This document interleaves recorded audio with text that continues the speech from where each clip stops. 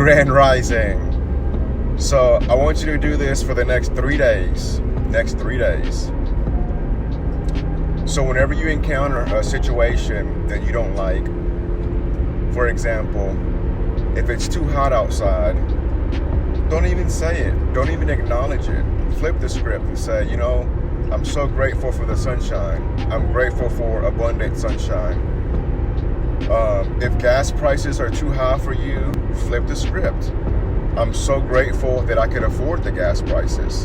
And you do this with everything. So when you say something negative, catch yourself right then and there and flip it. Say something positive. And I want you to do this for the next 3 days, okay? So I want you to do this for 3 days in a row. And I want you to get in the habit of impressing your subconscious mind with positive things.